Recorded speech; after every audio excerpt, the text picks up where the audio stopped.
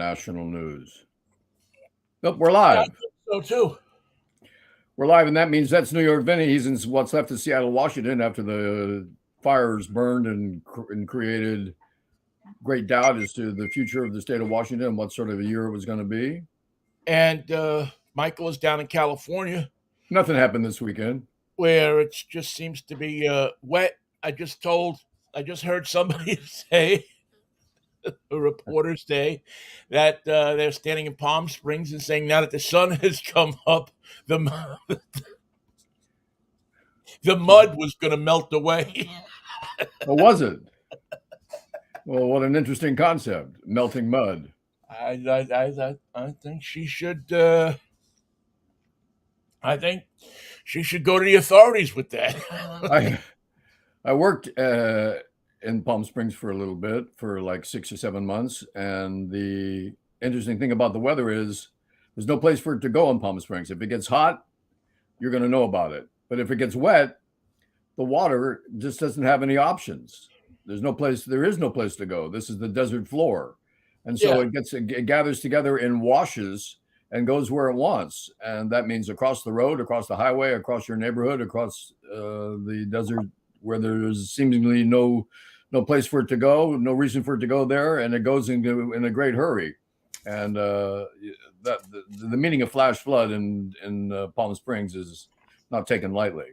Yes, there seems to be a number of vehicles that, of course, the police are telling people, well, don't drive through there. Don't drive through there. And the people, of course, are saying, the hell do the cops know? They don't know. They don't know. They don't know. I got this new car. I I'm got going this. to.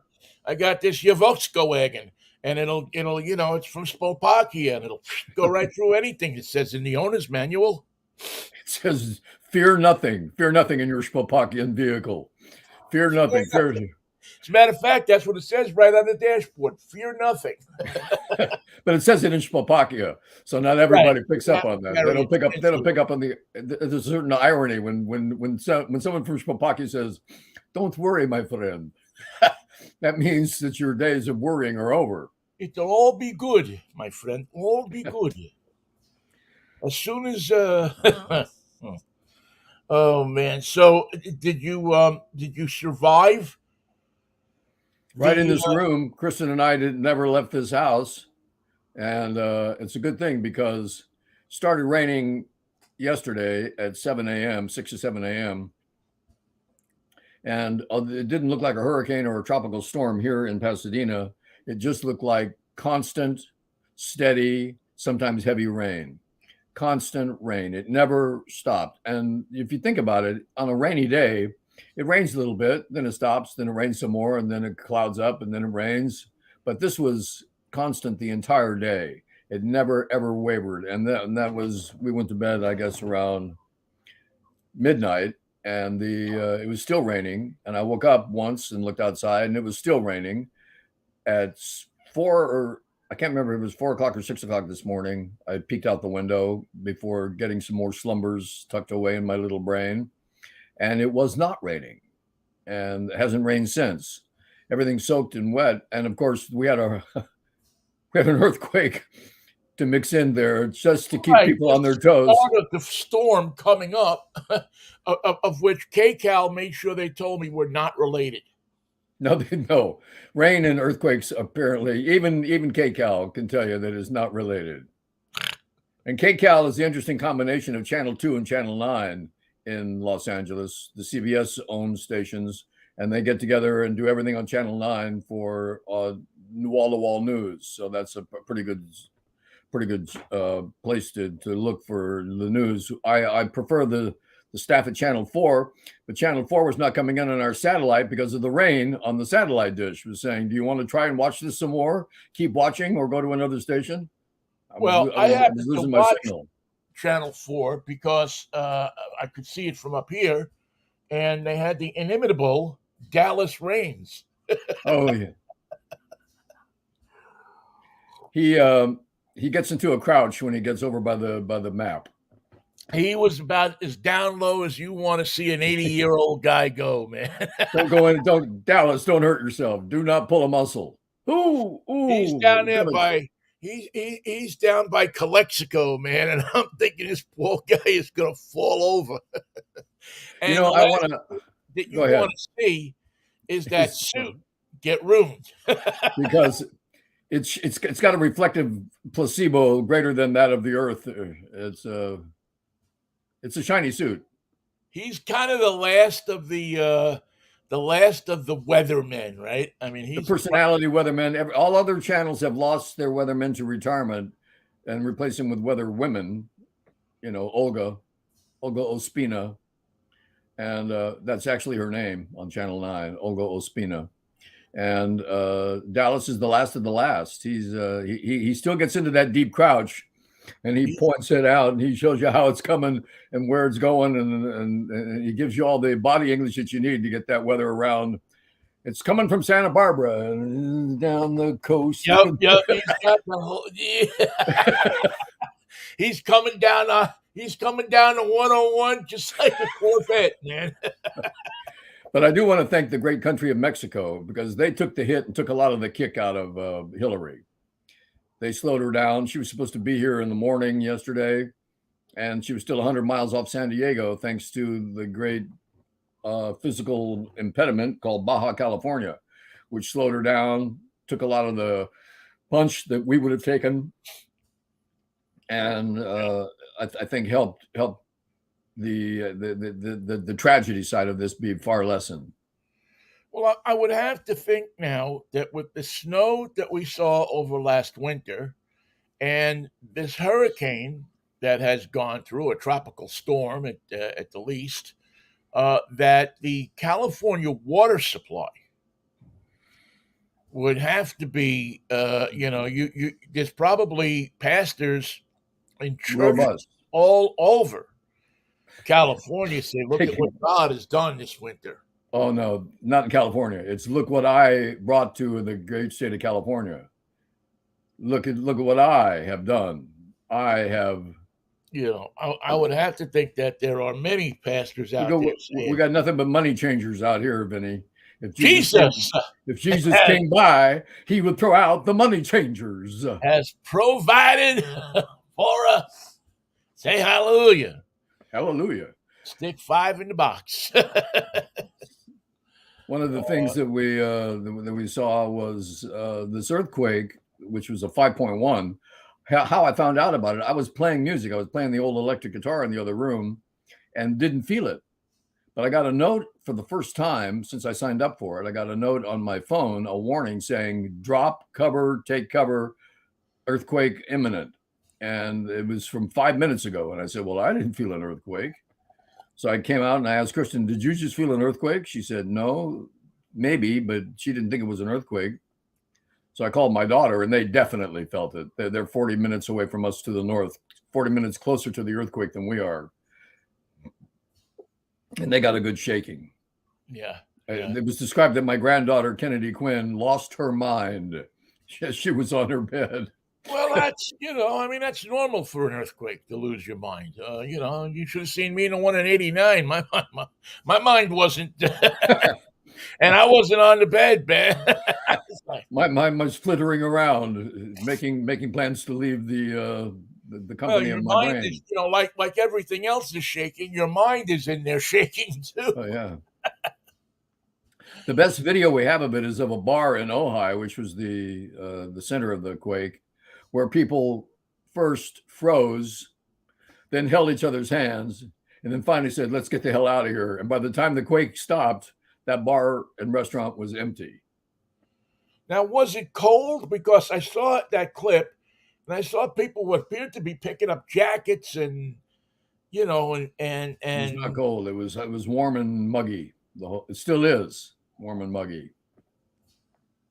Well, up here, we had probably yesterday. I'm trying to figure it out today so far, but we definitely had our worst smoke day in a while.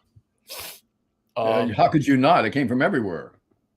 It just, I was sneezing all day. The sunset last night. I took a picture of it. I don't know if I'm going to be able to show it. Maybe I can figure out a way to show it to you here. Probably a grim color.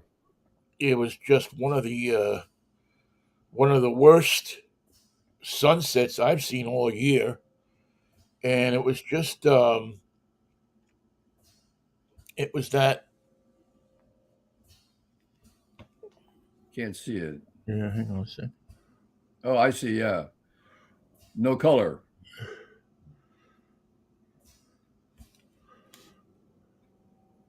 Where I did can he see. say? I can see Mikey and Vinnie away. Yeah, I don't know. Someday I got to figure out how to do this. Um, Just when you hold the phone up, it shows just the background instead of the picture. No. yeah, I'll see if there's a way that I can make We'll it put it go. on put it on your Facebook later, and we'll have a look Yeah. at the ugly sunset. But where's the fire burning, Ben? Everywhere. Well, it appears that there's three fires that are going on. You have a fire out in Spokane that is threatening uh, the town of Cheney, Yeah. Oh, has yeah. destroyed the town of Medical Lake, Yeah. has jumped I-90 and closed I-90 so you can't get into or out of Spokane from the west side of it. It's And pretty hard to go around. well, you can, but it's not easy to go around. I mean, you virtually to go around it, you have to go down to Pullman. Wow. Yeah. You have to take that if you're coming into Spokane and you want to get past that area by Salnave Road and the Cheney exit. You would have to virtually get off, maybe you don't have to go down to Pullman, maybe you got to go all the way down to St. John's and go along one of those routes through the Palouse. I've never done that. But one way or the other, so you have it coming from there. Then you have the BC fires Boy, oh boy, what a that are mess. raging, that are just running over towns and everything in Kelowna. Kelowna and moving toward eastern BC, western BC, and then you also have a fire up in what has turned into a huge fire up along Route 20 between New Halem and Winthrop. Winthrop, Washington. So you can't get through to go that way, and that's a big tourist spot up there. And now's the tourist season. And yeah, this is one of the biggest tourist weekends of the year, and they've closed Highway 20. Well, how do you get around? I guess can you take 5 as far where you can? Well, 90. I guess if you want to get around to go up to Winthrop, you can take 90 out to 97, go up through Wenatchee, north of Wenatchee, then come back in by Twisp. Yeah. Up by Lake Chelan. Go up that way. And go to get. I can't imagine many people venturing into this mess right now. They're probably trying to get Yeah, out. I think the best advice here is to stay away from it. Now, two of the things that they say is going to happen because of this is it's going to extend the vacation season this year because people who have bought these campers are of the mind of, well, we'll go in September or October. Right. It'll still be nice. We'll see the colors. And, if they have kids in school, they'll either pull them out or, homeschool them or something. So it's wreaking a lot of havoc. It's costing millions of dollars to fight these fires. Plus the loss of income from all the businesses that would have benefited from the tourists. Yeah. And and even if you go out there and the tourists burn and the facilities burn down, you can't have build them up in a month to have tourists come there. Campgrounds, you're not going to if campgrounds burn. But I think it's much more about the people that live up there. and their Sure. houses burned down. There are so many people up there, so many houses burnt down, so many people who have lost Everything. everything. I mean, pictures and birth records, and just the box that we have stuck in the closet. And the fires seemed to happen quickly. That was my impression, that it just started, they all started at once and happened fast. Yeah, it's well, I don't know why. I mean, I'm sure there's a scientific explanation for it, but it just seems that the fires move and jump quicker these days. And I don't know if that's because of the tinder, because of the dryness that they've been experiencing up there. I don't know if the wood is older. Does it make a difference if you have wood that's now 25 years older than it was 25 years ago and hadn't burnt and now becomes a condition that it can burn? Also, the whole west coast of the United States was developed in this giant weather pattern that went from Mexico all the way to the Canadian border. And it's raining now, and I don't know if it's raining in Washington State. Did the rain make it that far? It's not raining here. They're expecting some rain. That the hurricane is going to make it up to the eastern part of the state. Well, Spokane could use a little rain. Spokane could use a lot of rain right now. Spokane could use a ton of rain. Uh, it's sad. I mean, I was just out there last week, and actually almost went out there this weekend because the Gypsy Kings were playing out there. You know what Ah, Gypsy Kings when it they comes put to on a good show. so They're not Egyptian, they're not gypsies. They're all Italian guys from Lower Manhattan.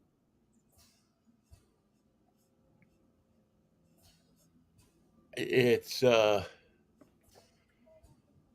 it's crazy.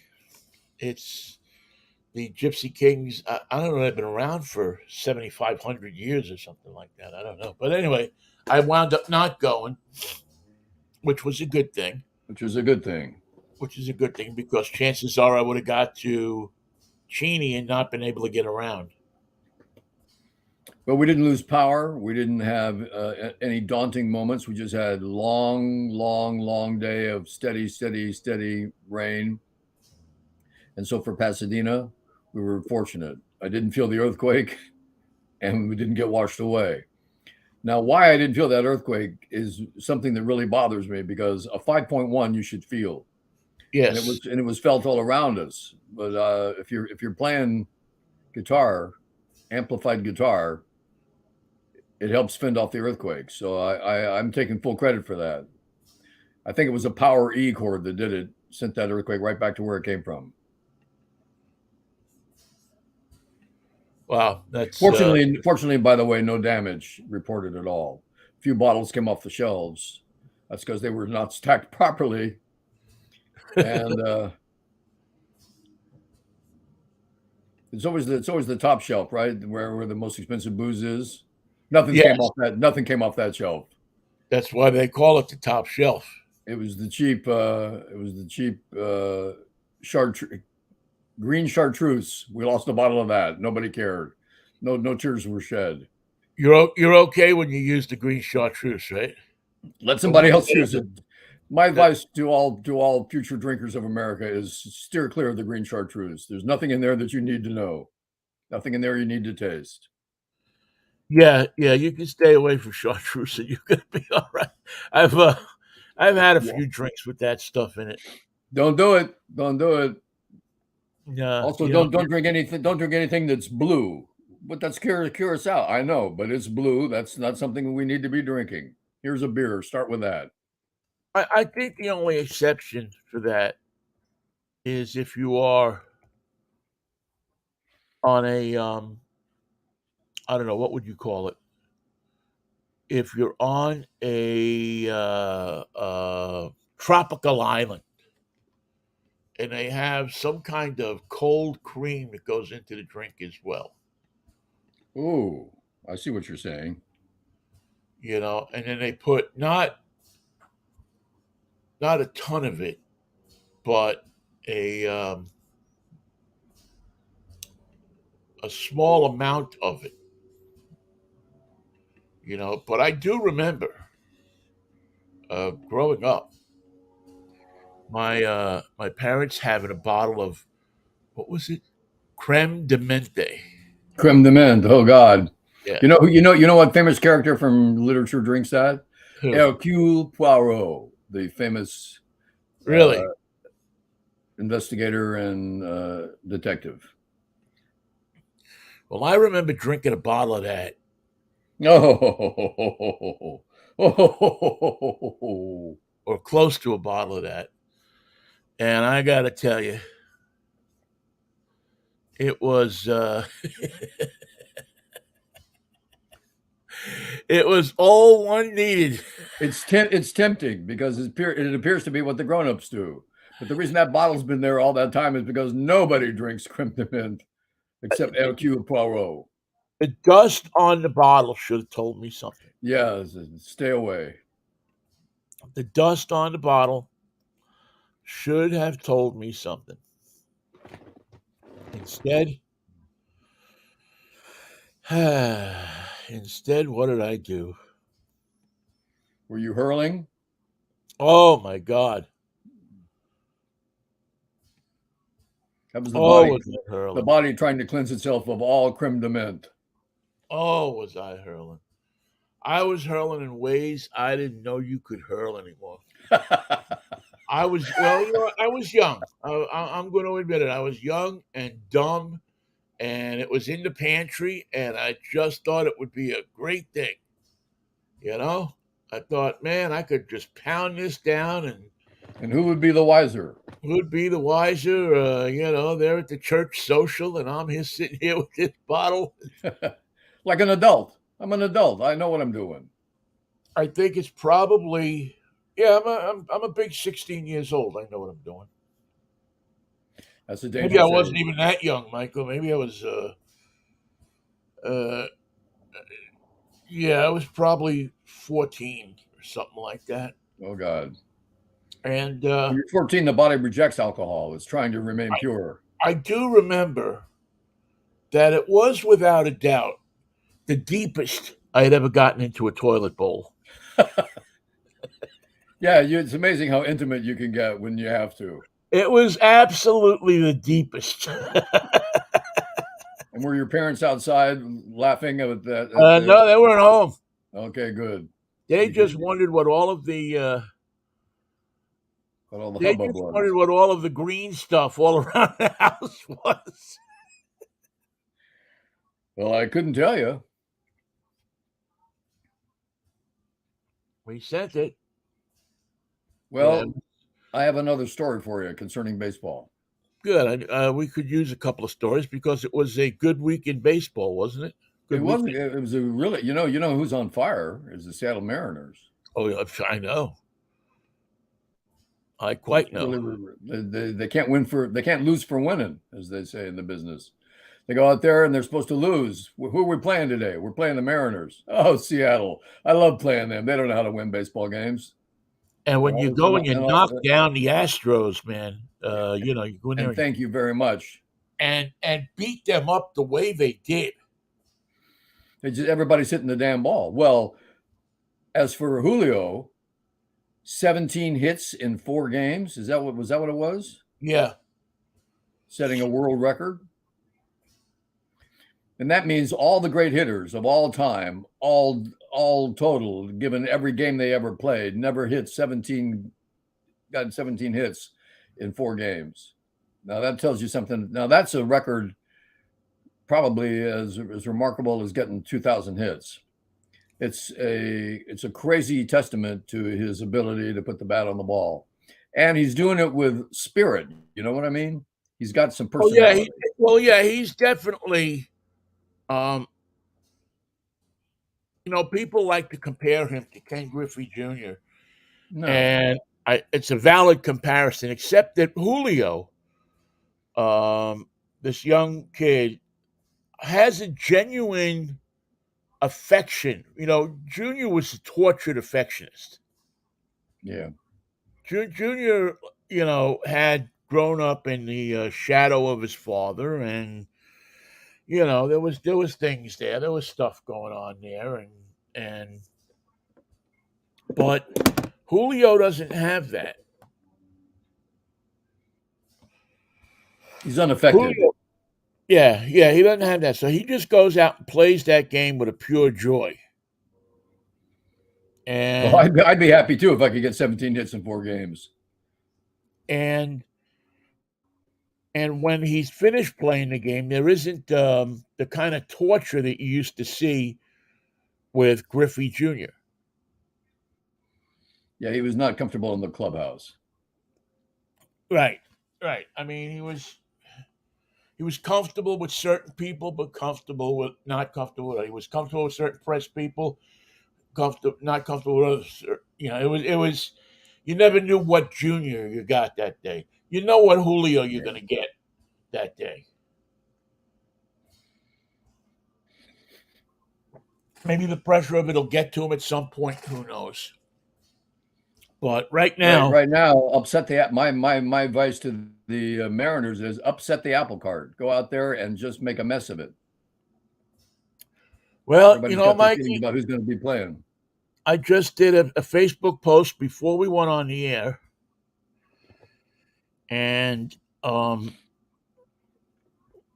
it was words that were uttered back in 1995 by one of the greatest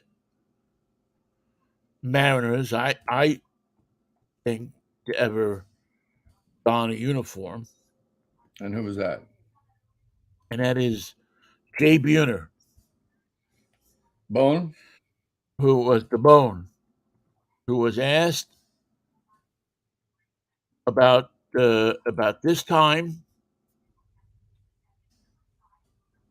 Um, just about this time in 1995. Well, listen, you guys have a shot at the wild card. And Mr. Buhner, in his own inimitable style, looked at the reporter and said, "Screw the wild card. We want the division." Yeah. And that kind of became the The mantra. motto. The motto. Yeah, that kind of became the thing. So I So think that there's your target. The target is the division as it should be. yeah, and they are in shot of the division. I think they're only 3 games out or something in the division against the Texas Rangers. And wouldn't it be just fine if the Mariners won the division and had a chance to stay home for that first round and not have to go play a tough team like they had last year, the Astros, who they matched toe to toe, except the Astros seemed to be one pitcher better than they were. So I will make the statement right now, Michael, that if you have a couple of extra bucks in your pocket, Put some and money you know me, I on. don't bet on baseball, but if you have a couple of extra bucks in your pocket and you can get to a baseball betting type of entity that takes bets on who's going to win the World Series, you probably wouldn't hurt yourself to throw a few bucks down on the Mariners. They are a team that seems to be on the way. Now the Giants contrast to the Mariners. The good news is they're in second place in the National League. They're the next team behind the LA Dodgers. The bad news is they're 11 and a half games back. Now remember a time when Bobby Thompson played for these Giants and they played in New York City. That was the situation they had on August 13th. They were 13 games back. and the Giants win the pennant. Now, I'm not forecasting that because the Giants haven't been able to put together a win streak yet that is impressive. They have one 11-game winning streak, and that was it. They've been winning, losing, staying close, but then drifting further and further into second place. And now they're 2.5 games away from the wild card. Well, screw the wild card. We'd like the division. And here's how we're going to do it. They're bringing up another kid. How many times have I told you this story this year, Vinnie?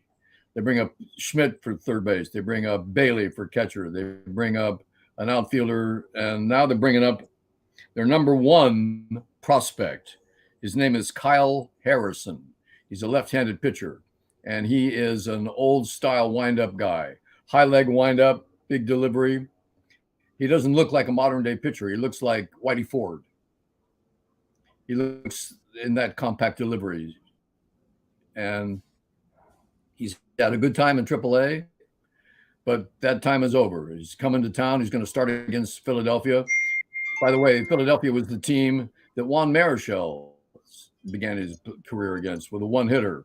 And I always tell the story because I can remember for some reason that it was catcher Clay Dalrymple who took that no-hitter away from Juan Marichal on his first day in the National League. I'm sure Juan and Clay were close friends, communicating often and endearingly through the years. But now always one of my favorite baseball names too. And it's not an easy name that trips off the tongue. You got to know what you're saying before you say it. Clay, that's easy. Dalrymple, that's not so easy. Dalrymple.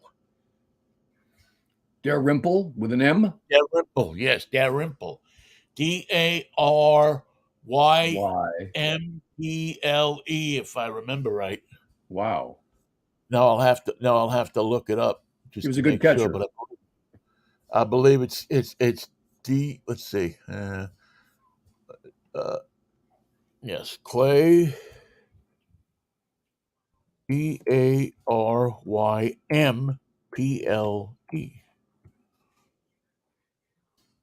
Yes, Clay Dalrymple. Dalrymple.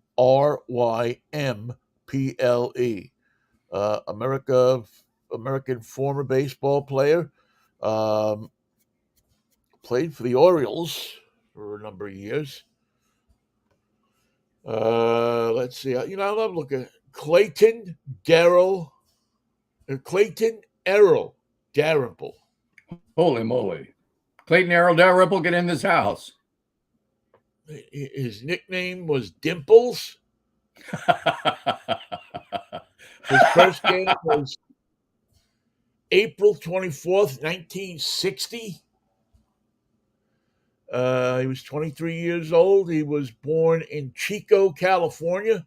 Wow. Probably still lives there. Went to Cal State Chico. His last game was September 25th, 1971, versus Cleveland. I wonder who he was pitching for. Baltimore, yeah. Yeah, he was, he was with Philly from 60 to 68, and then was on, that's right, that's how I remember him. He was on the 69 Orioles. They had some ball clubs in those days. And I can fairly, he's like a backup catcher. Of course, was it not Andy Etchebarren? That's what I was going to say. Yeah, I don't think was it Andy Etchebarren who was the if not then soon thereafter. Elrod Hendricks.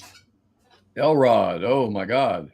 Elrod Hendricks, yes. How can I forget Elrod Hendricks? Etchebarren was the guy that caught. There was two guys, Etchebarren and who was the other guy? Don't tell me. Rick Dempsey. Rick Dempsey was the other guy that I believe caught with Andy Etchebarren. And they had Johnny Oates on there. He carried 3 catches on that team. Somebody Etchebarren must. was on that team though too. Etchebarren was let's see, they had 1, 2, 3 catches, 4 catches on that team. Wow. Somebody must have been able to Well, play outfield and first base. yeah, I'm sure that matter of Didn't fact, I Hendricks do it? know that Johnny Oates played outfield, and that I'm pretty sure that Etchebarren played some outfield as well. But Dalrymple, let's see, Hendricks caught 106. That's Etchebarren was in that's most of them. 78. Dalrymple was in 13, and Johnny Oates was in 5. Wow. And that 70 Baltimore team. The staff. Well, look at the staff he had.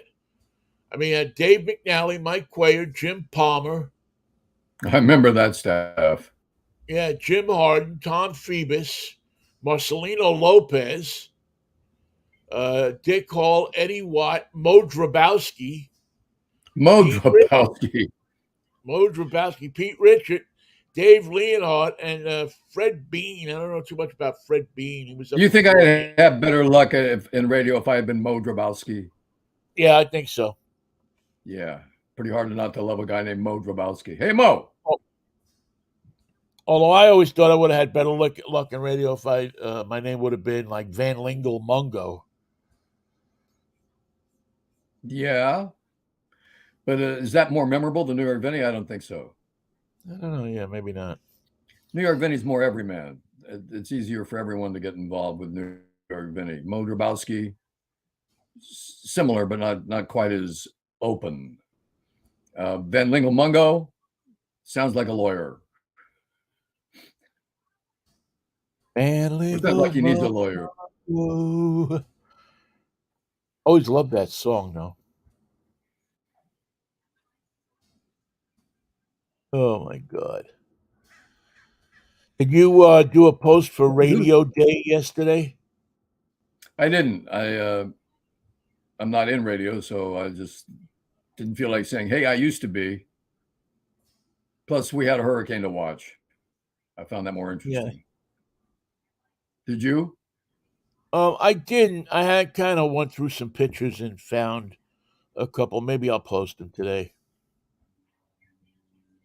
I was just looking for there's a certain couple that I was looking for that I really like. A couple of promo things that people had done over the years.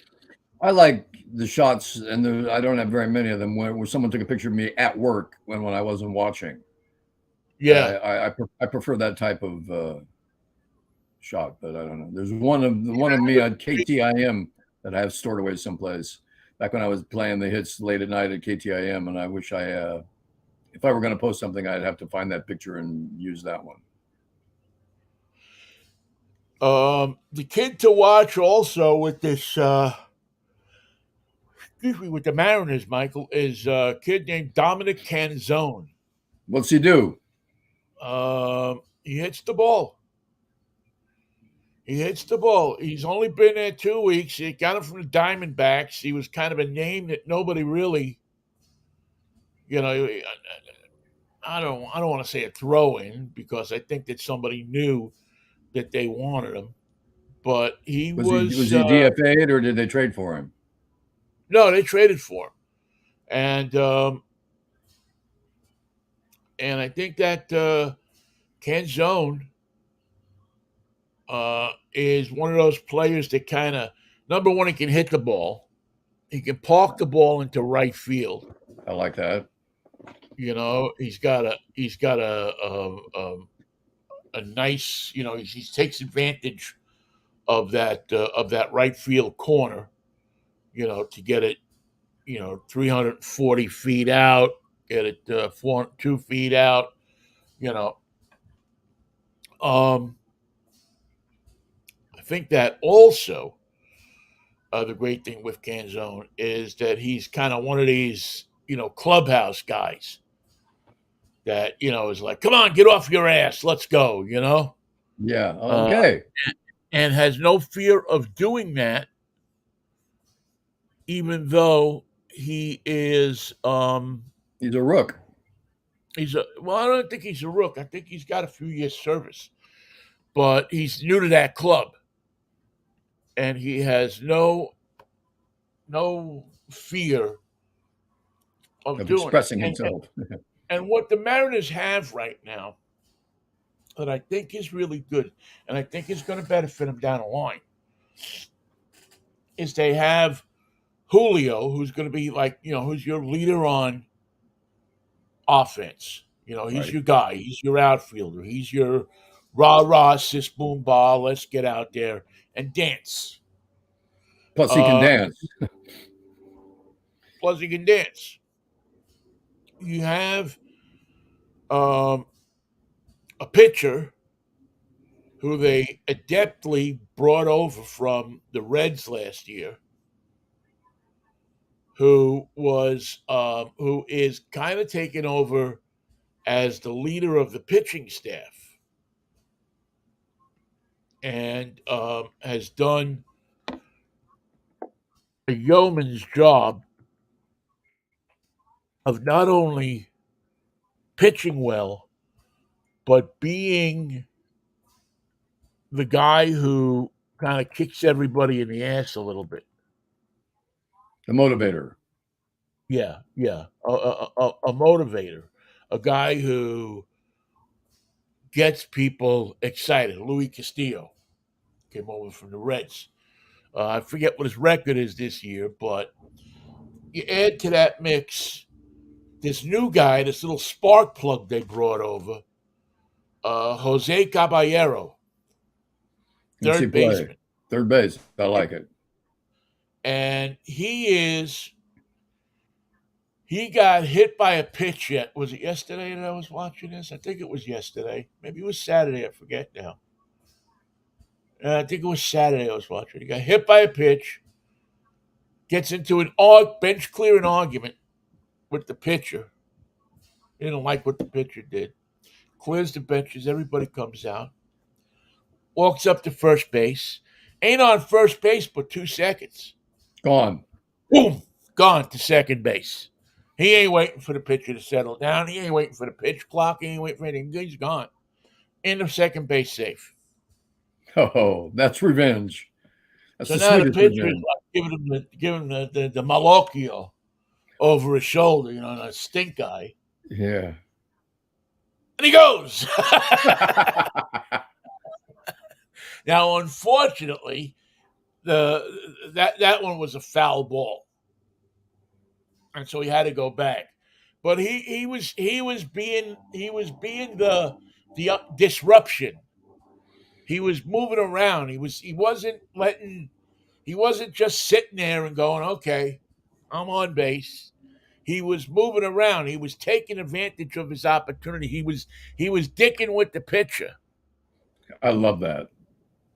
And that's what we don't see enough of these days.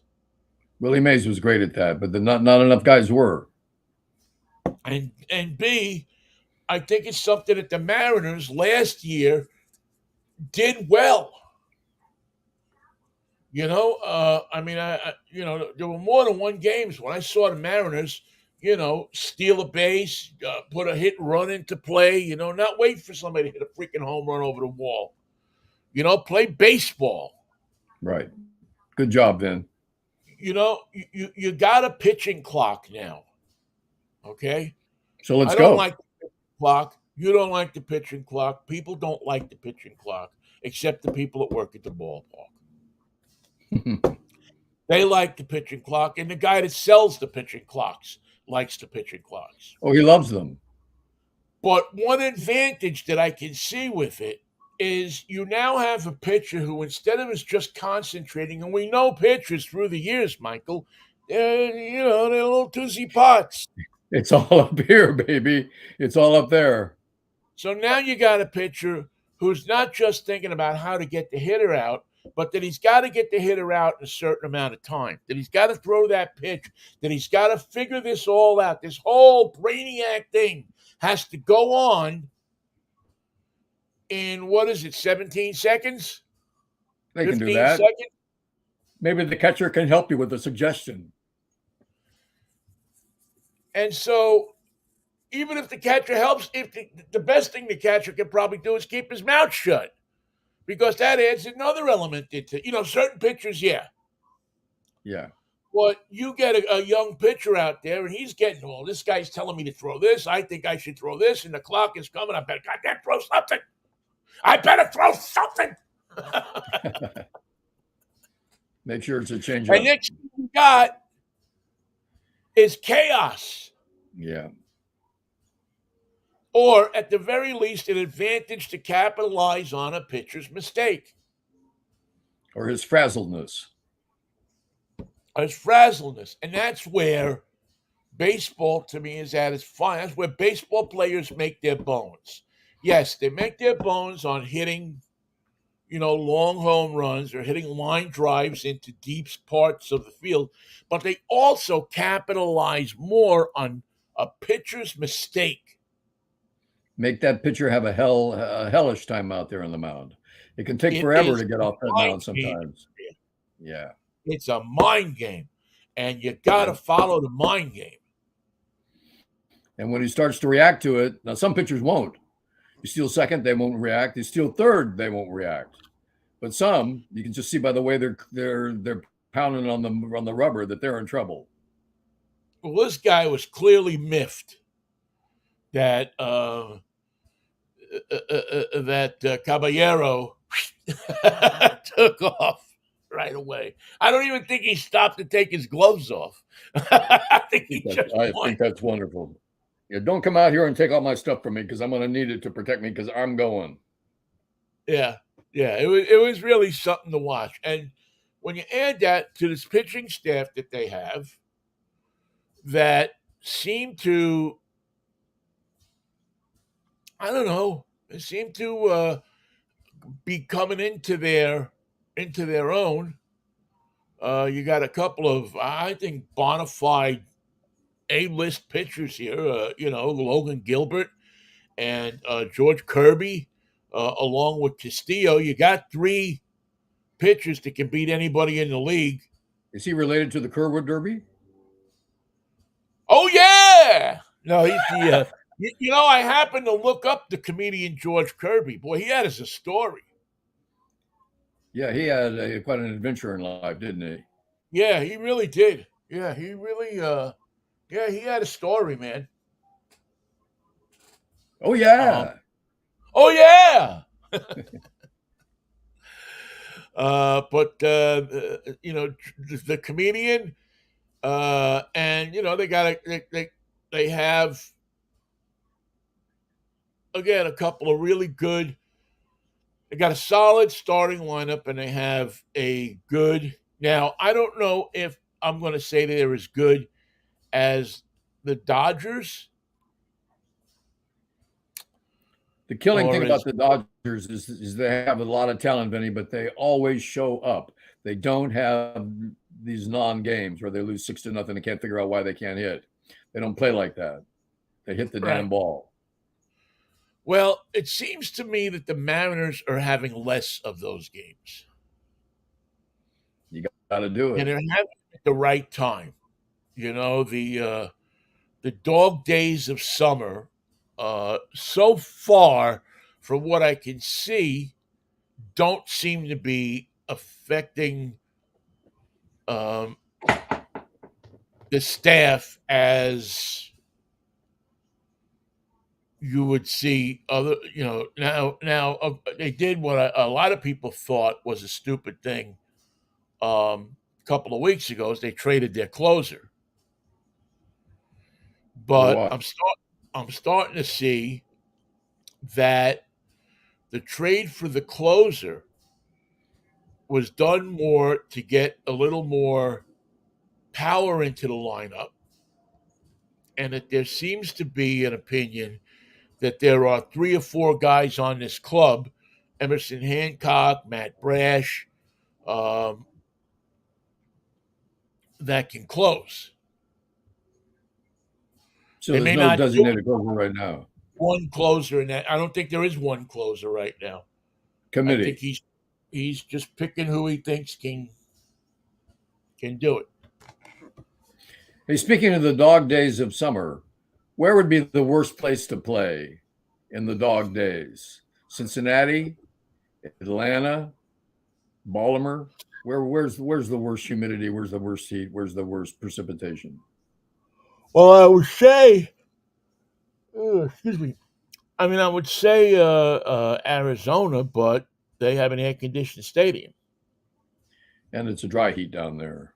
I'm talking about a wet, miserable, 115 soaking your shoes. degrees, pal, is heat no matter whether it's dry, wet, or packed in a can of Sterno. Um, I wondered where you were going to go with that. Dry, wet, and then the third one was going to be what, Vinnie? And it was packed in a bag of sterno. That's good. I knew there was going to be a so third thing. yeah, so I mean, I don't, I, I don't, I would have to think that Florida. Ooh, Miami. I forgot about that. Yeah, I would have to And think that Miami's got some Miami. trouble. I know we just escaped one hurricane, but there are four hurricanes between the outer Antilles and the coast of Brownsville, Texas. Four lined up ready to go. Yeah, I would have to go Miami number one, Atlanta probably number two, Cincinnati number three. It's a hot, wet town.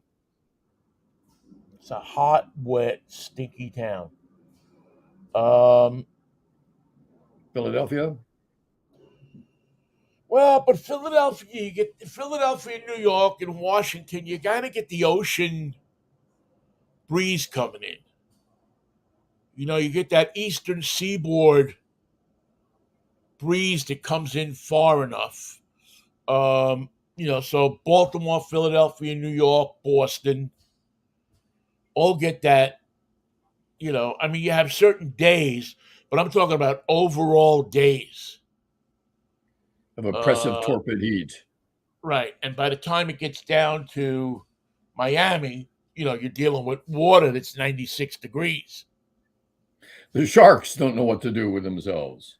That shark looks They, confused. You'd be confused too if you were in 80-degree water. yeah. So I think that those would be the places that Chicago too. I don't know if I said that. Chicago can get No. pretty crappy. Yeah. But then Chicago it rains. and Milwaukee also. Even though they have the lake there, it still So gets muggy. get that Midwest. But I would say top one would be Atlanta. It's You a have hot, and the ball gets it's wet. Funny yeah, thing is, just from handling it, the ball gets wet. Just from yeah. looking You, at well, it, it you're gets just wet. wet. You just go. Oh, your palms are always sweating. Your sweat is dripping down your arm. I don't know how you can keep a grip on a ball. It must be. I mean, guys, the Negroes mastered it. Gaylord Perry said, "The wetter, the better." Yeah, and obviously Tom Glavine was able to, for much of his career until he went to the Mets, was able to master it. Oh yeah, he was a But master. there are guys that figure it out with different kinds of stuff they put on Talc. their arms and all that kind of stuff. But uh, it has to be I mean, I played catch down in Atlanta once, and I mean, it was the Dripping ball. wet. You would throw it, and the ball would go down. You know, slip out of your hand. And a natural sinker. Yeah, I'm not a fan of Atlanta. They Not sure have not a a theme favorite. this year. I don't like the city that much. I don't have anything against Atlanta, but the the team they have is daunting. God, they're because they look like they're having so much fun. It's Yeah, another great aspect team. that Great team. They yeah, they've put together good teams consistently over the years, really. I mean, there's not too many times since John Sherholtz was the general manager of that team that I they've know. had teams that have been out of competition. Yeah. I mean, they may not have won every year, but they're in the hunt every year. So if you were an alien from another planet visiting Earth, you'd say, I don't How do know, you know? I don't know, but if you were, your report back to your planet would be, it's an interesting place, but the storms, the fires, the tumult, the earthquakes, the stuff like that make it an unlivable place. Let's give it 20 years and see what we get. Let's give it 100 years and see if there's anybody still here. The takeover could be a lot easier if they eliminate themselves. And the reason I'm making that uh, satirical report is because in the past 2 weeks, two islands, Tenerife in the Mediterranean and Maui in the Pacific, have burned from wildfires that they've never had before. The state of Washington is on fire. The province of British Columbia is burning. California just got hit with its very first earthquake combo hurricane. You would think that this would be an unhospitable planet. That would be the report that you send back to your planet. Interesting place.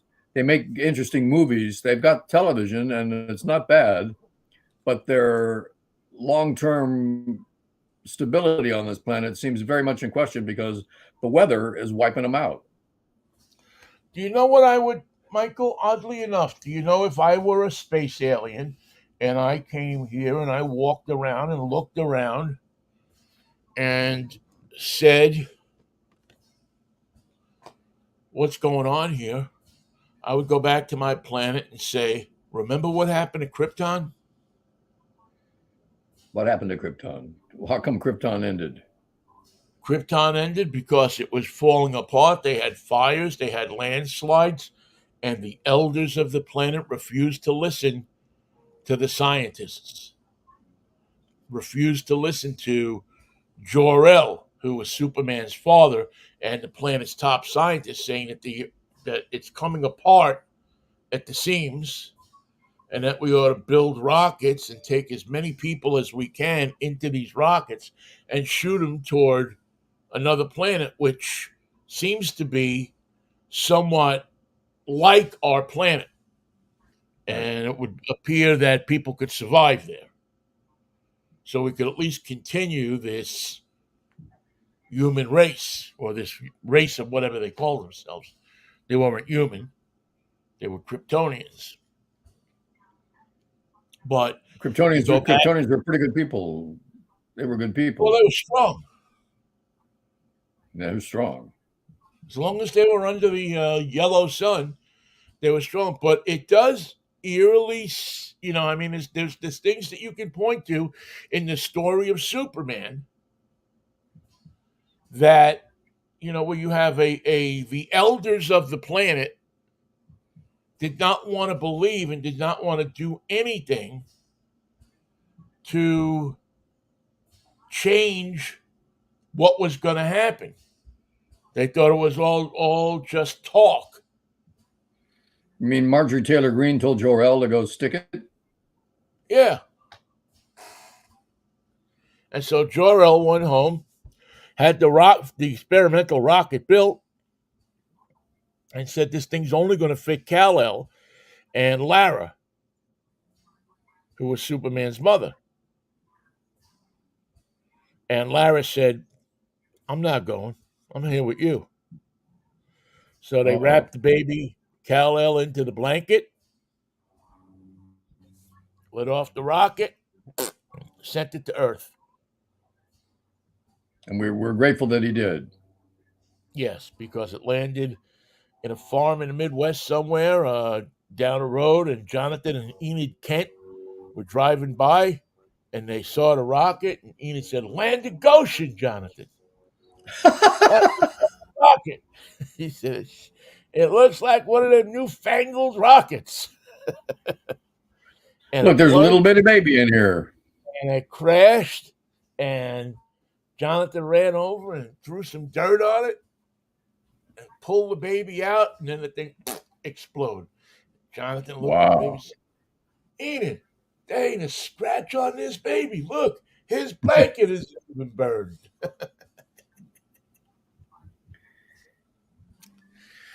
You remember their names? I don't. I didn't remember the Kents' names. Edith and Jonathan. Enid, Enid and Jonathan. Enid. Enid. Now in the car in the comic book they had different names. I think it might have been Jonathan and Martha, but in the TV series it was Jonathan and Enid. From the original story. Yeah, yeah. Well, they took a lot of liberties in the TV series, and you lost a lot from because the TV series didn't have the consistent villains like the Lex Luthors or they didn't have the Phantom Zone. Oh no. They didn't have the Fortress of Solitude. You need that. Was my coolest. I always thought that was the coolest place in the world. The Fortress of Solitude. The Fortress of Solitude, man, is the highest peak on the earth, and Superman lives there. Ooh. He just went up there one afternoon, bored it out, put his stuff in there, and Well, says, well, tell Superman that we need his advice on this planet now because we're burning and shaking and destroying our. The planet is destroying itself in a lot of ways, just like Superman's planet. our Superman is going to have to come from within, Michael. Our Superman or Superwoman is going to have to be somebody who can convince the world that there are things happening that are pointing us toward destruction. And that only way, the only way to reverse this is to start doing things that mitigate the damage that has been caused. And I don't know, If to be there's honest, time. that we have. Well, I think there's time. I think there's things you could do. I'm not a scientist or anything, but I think there are things you could do. I think renewable power is one of the largest things you can do is to get this carbon footprint down to The stop putting fossil this fossil fuel game. the Right. fossil fuel game. It only seems to make things worse, and to manage our forests better so that we don't have the types of catastrophes that we're having. To put our smartest minds to work How in did these fight fires start in Washington? Do we know? In British Columbia, was it lightning for the lightning? most Yeah, part. lightning. Yeah. But there's also the fact that they don't go in and trim trees and knock down certain trees in areas and build fire lines because the money isn't there. And it's a monstrous, huge, incredibly gigantic project. We Could you imagine the money that we could put into? Now, I'm not saying that we shouldn't help Ukraine. Don't get me wrong. But if we didn't have Ukraine to deal with, how much of that money could go toward hiring civilian conservation corps people? By the way, I curse the Republicans for disguising our help with Ukraine with a pro-war position of the United States. The United States is pro-war. That's why we're in the war. We want war, and that is such an ugly mischaracterization of what's going on the planet. The Republican Party owes me yet another apology. And no time soon are you going to see it. And on Thursday night, you will see the beginning of the end. The shit show. of the Republican Party. You will see, you will watch a debate where the best candidate in the whole debate He's getting 1%. is not going to be there. The best candidate for the Republicans is not allowed in the debate. Because they And haven't you know who qualified. she is. No, I don't. Liz Cheney. Well, is she running for president? No, because she's officially not a Republican. Liz Cheney could take that. You could take a Cheney or a Christie Cheney ticket, and you would beat the pants off of Biden. I don't agree with their political philosophy, but Trump isn't going to beat anybody, and Joe Biden isn't going to beat anybody that isn't Trump. Unless I think it's early days. Vivek Vivisection there, whatever his name is. The guy who wants to rap his inauguration speech. Kalaswamy. Yes, Kalaswamy. I don't know much about him, and what I know, I don't like. He's an opportunist. Yeah, I think he's trying to get it. Most dangerous of all politicians is someone who fell into it and is taking it for all it's worth. Yeah, he's just a dude with a bag of cash. That's all. He's got no idea what he wants to do.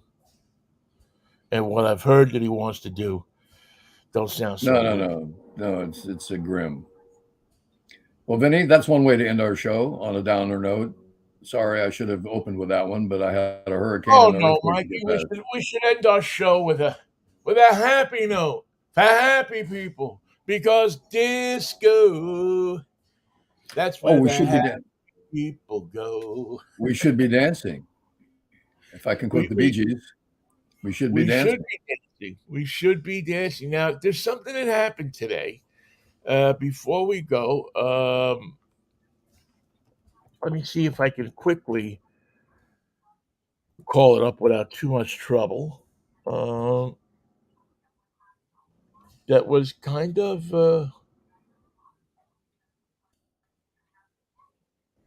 Should I be looking at CNN? Ah, yes, there we go. I knew it was somewhere. Besides Hawaii becoming the 50th state on this date. Yes. In 1959, American inventor William Seward Burroughs patented the adding machine. That adds up. Where would we be without the adding machine? And I was working on the subtraction machine, and apparently they said it was too similar. I didn't get the patent. Yeah. He put a little thing in there that could subtract. See, but it was a nice effort. So that was a little something there that I thought that that would have made us a little happy, and also that was the 10-key adding machine. It might have been more keys than that, because things were different back then. You had to have a key for everything. You had a key for everything. And also on this date, the one of the most famous Pittsburghers, yes, were invented. I mean, was born. Same thing. On this day in 1811, William Kelly, who invented the pneumatic process of steel making. Well, what good was that? Who was ever going to use that invention, right? Well, enough people did that they started building buildings with it. He was born in Pittsburgh this day in 1888. He could put things together. He was born in 1811. He died in 1888. Got hit by a steel beam, probably. We still remember him, though. Well, yeah, every time USS Steel like punches something out. Thank you, Mr. Kelly, for your inventiveness. Oh, and you And if you know don't, whose birthday it is today? Gift Jiggerman. No. Mama from the Addams Family. Sorry, I don't The know who that actress is. Blossom Rock. Blossom Rock. Grandmama on the Addams Family was born on this date in 1896. And Count Basie. Oh, and he could play bum bum bum boom. Yeah. Especially if there's anybody else interesting before we get out of here, because we should do this kind of stuff. Yeah, nothing, nothing Nothing. that floats my boat. Yeah, yeah, Cornelius Johnson, American high jumper. Uh, No musicians Tom besides Count Tully. Basie. Who? Yeah. Tom Tully, Okay. American radio stage and screen actor. I don't remember him. Oh, Fritz Freeling was born today. Hey, there's somebody that we can rely on for a giggle and a laugh and a well done piece. There you go. He died in 1995. He was born in Kansas City, Missouri. And he did a lot of work in Little Hut in Burbank, California. Yes, he worked long and hard for the Warner Brothers. And without Fritz Freeling, there would be no Bugs Bunny. And without Fritz Freeling, there would be no Daffy Duck saying, "What a maroon." What a maroon. And without Fritz Freeling and without Mel Blanc, there would be no Daffy Duck singing What a Maroon. Wow. Even no Elmer Fudd or anybody. Nothing. Vinny, I'll see you on a wacky Wednesday. What do you say? I'll see you right back in, Junior. Well, the creek did rise, but we got away with it. So Yes. I hope California dries out carefully, and I hope no one was damaged in the earthquake or the hurricane. Well, go get yourself some Manischewitz and peace and love it. We'll see you back here on Wednesday morning. What a wine. See you, Vinny. See you, Pally. Take care. Thank you all for listening.